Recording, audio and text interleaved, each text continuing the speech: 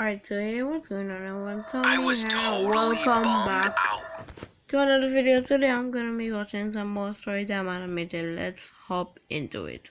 I had just finished reading my rejection letter from my dream college, and I felt like I didn't want to exist anymore. I sat on my living room couch feeling like my soul had been sucked out of me. Spencer, Bruh. you still have a lot to be hopeful for. You were accepted into 5 other colleges, so just pick one, my sister 5? Hannah said. Since kindergarten, I'd always been at the top of my class. I always imagined myself at the Ooh. best university in the country, and now that Oh. they'd rejected me, I didn't know what to do. Oh. Come on, stop looking like that. 2 of the colleges you got accepted into are Ivy League schools. They may not be the one you really wanted to go to, but they're still pretty great. Just pick one, she continued, trying to make me feel better.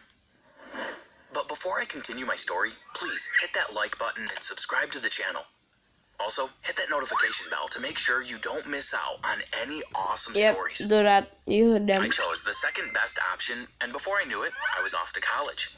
As soon as I got there, I felt much better. The campus was huge and beautiful, and everyone seemed to be smiling and cheerful. I shared a room with an exchange student named Roberto. He was from Italy and had been there for about a year already. He was great and always made sure our room was squeaky clean. I forgot to tell you my major. I was studying aerospace engineering, and the students in my classes weren't the most exciting crowd around. Ooh. Yes, my courses were thrilling, but by the middle of the semester, I realized I had no social life and was becoming pretty bored. Roberto, where do you meet girls around here? There are only a few in my classes, and they won't talk to me. I think I need a girlfriend, I said to my roommate one night while chugging down a huge bottle of soda. Well, it depends on the kind of girl you'd like to meet. If you're looking for a kind but serious one, try the library, he replied. I'm serious, man, I whined. Oh, how about the drama club? There are lots of girls there. I mean, I just go clubbing, but I don't think that's your type of thing, he said. I can't act to save my life, I laughed. I decided to try anyway. I just showed up during a random rehearsal and asked the professor in charge if I could join. His name was Dr. Thompson. Do you have any acting talent? He asked me seriously. Not really. I was just hoping I could learn here, I replied. Well, you can just observe for a while. I'll give you some simple tasks to do because we could use a little help around here. When you think you're ready, we can allow you to take on a minor role. If you're still here, that is. Acting is no walk in the park, he laughed. Cool. Thanks so much for the opportunity, I said while sitting down to watch the team rehearse. They were acting out scenes from The Tempest, and everyone kept forgetting their lines. It was hilarious. I was about to take out my phone to record them so I could show Roberto later, when I saw her. The most beautiful girl in existence. She just popped onto the stage to clear up some of the props, then she just happened to look my way. We made eye contact for at least 10 seconds, and it was totally mesmerizing. Then she ran off the stage. I have got to find her and get her number or something, I thought while my heart beat loudly. I waited for the rehearsal to end, then I went backstage, hoping to find her. She was all alone in the dressing room, stuffing some costumes in a bag. Hi, I'm Spencer. I'm new here. What's your name? I said, surprised at my confidence. Hi, Spencer. I'm Eliana, she said while holding her hand out for me to shake it. People still do that? I laughed while holding her hand. It was so soft and warm. And that was basically how my obsession with Eliana started. I made sure I turned up at every single rehearsal, and when Dr. Thompson finally let her act, I realized that she was the most talented one there. She played her roles really well, and she could sing too. I always found myself daydreaming about being married to her when she eventually became famous. We'd walk down the red carpet together, hand in hand, while everyone made a fuss over us. Spencer, what are you doing? Mr. Thompson's voice shouted and snapped me back to reality during one of my daydreams. I asked you to sweep the stage 15 whole minutes ago, he said. I got up and did as he asked. I was still too shy to audition for anything, so I kept coming to observe and do whatever tasks Dr. Thompson asked me to. Well, mostly to gawk at Eliana. I'd been trying to develop the courage to ask her out on a date, but I was just too shy to do so. Every single day, I'd rehearse the words in my head. Hey, Eliana, I think you're really brilliant, and I was wondering if you'd like to go out with me sometime. But I never had the strength to say them. Then, everything fell apart. I I was late to a rehearsal because I was working on an important group project with my classmates. When I arrived, I apologized to Dr. Thompson, who seemed to be in a really bad mood that day. Listen, you're just not serious. I think you should go try to join some geeky club with the rest of the aerospace engineering nerds like you. People like you aren't cut out for the arts. You just don't have the discipline. Go to the moon, he said. But this is the first time I've ever been late. Please don't do this, I pleaded. But he refused to listen. I was kicked out of the drama club. How was I supposed to see Eliana now? I went back to my dorm room feeling like a complete idiot. I never asked for Eliana's number because I was always so sure I'd see her every day. I also didn't want it to seem like I was coming onto her too strong. How am I going to get close to her now? I asked Roberto after whining in his ears all night about how my life was over. Dude, it's not rocket science. You science geeks are always the last to use your common sense. Do you even have any? Just find out what other club she's a part of. Here, I found her Facebook page. It seems like she's into that sorority stuff. Look, he said while showing me her profile on his laptop. Wow, she's so beautiful, I said while drooling at her picture. Focus. It says right here that she's part of the Alpha Delta sorority. Maybe you can find her there, he said. Roberto, I don't know how things work in Italy, but a sorority is for girls only. They won't let me in, I said. Well, he said while looking at me like he was going to burst out laughing. Oh my gosh, what are you thinking? I asked. Just dress up like a girl and join the stupid sorority. I have to study for a test now, so please stop talking, Roberto said, then turned away. He was like that sometimes.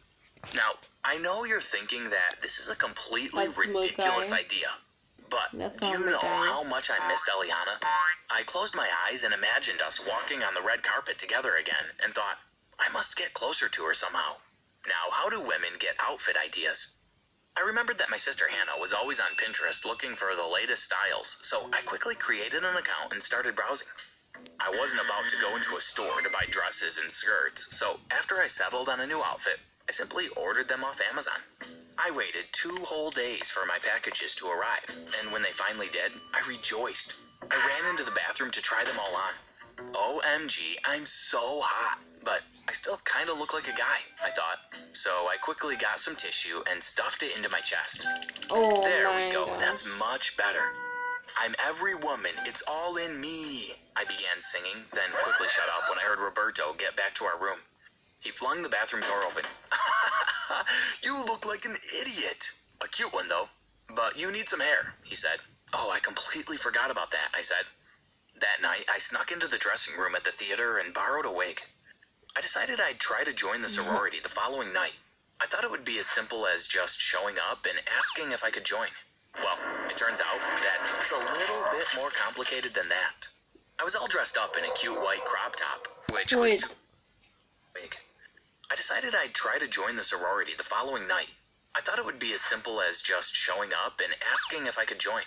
Well, it turns out that it was a little bit more complicated than that. I was all dressed up in a cute white crop top, which was too small, and a black miniskirt, which was a little too big. I had 2 band-aids on my legs because I cut myself while I was shaving. I was also wearing a pair of bright pink heels, which couldn't have been more than 1 inch high, but they were so difficult to walk in. Oh my gosh, how do you ladies do it? I turned up at their building and knocked on the door. A tall, red-haired girl opened it. Yes, can I help you? Have you lost your way? She asked. Is this where the Alpha Delta sorority meets? I asked. Yeah, what do you want? She asked. Can I, join? I said. She started laughing uncontrollably. She looked inside and shouted, Hey, some girl just got lost on her way to what was hopefully fashion school. And she says she wants to join us. Come see her. She looks like a man. I was embarrassed. 5 other girls came over to the door. One of them was Eliana, and I could feel myself blushing. I was not surprised that she was the first one to speak. Zoe, I've told you to stop being so mean to people. She does not look like a man. She's beautiful. Come in, darling. What's your name? Eliana smiled. It was then I realized that I forgot to give myself a fake name. I had to come up with one on the spot. My name's Judy, and I have no friends, I said. Aww, they all said together. This is too easy, I thought. Eliana grabbed my arm and led me inside. "Hi, my name is Wendy, and I'm in charge here," said one of the girls. She motioned for me to sit on one of their huge couches, then continued. "We don't usually accept new members in this way, but one of our girls just transferred to another college, and we have a spot open. You're going to have to go through our special initiation phase, though. If you pass successfully, then you'll be able to join. How does that sound?" "It sounds great. Thanks for accepting me," I said. "You haven't been accepted yet," she winked. The next week was definitely the strangest week of my life. I had to skip all of my classes because part of my initiation involved following Wendy and the other girls around. I barely got time to see Eliana. First, I had to show them that I could be humble. How? I had to do almost anything they asked. It was almost like I was a servant. I had to carry their books around, buy their drinks, bring them whatever they wanted from the cafeteria, and even do their laundry. On Friday, Wendy asked me to clean her room. It was the first time I'd ever stepped into a girl's dorm room. I realized that they were a lot messier than my guy friends. "Am I in now?" I asked at our meeting during the end of the week. "We are not like other sororities. Our initiation goes on for longer than a week," Wendy replied. "Next week, we'd like you to pick a partner who will guide you through the rest of the tasks. She will decide whether you've passed or failed," she continued. "Okay, I pick Eliana," I squealed, trying not to sound too excited. "We're going to have so much fun," she smiled. The next day, I met her early in the morning. Of course you would "Wow, pick lovely Eliana, outfit," but she said. "Thanks," I blushed. "So first, we've got to go to the dog shelter and volunteer to walk some of the dogs. After that, we're going to go to a homeless shelter, and we'll help to prepare their lunch. After that, we'll probably be hungry, so we'll go eat," she said. I thought this sounded like the perfect date, minus the dogs. I'd always been a cat person, and the thought of being surrounded by barking maniacs all morning made me feel a bit uncomfortable. But Eliana was worth it. We arrived at the shelter, and we took 2 dogs each. We walked through the park with them, and it wasn't as terrible as I'd imagined. Eliana was hilarious. We spoke about all kinds of things, and this was the first time I'd ever really been alone with her. It was exhilarating.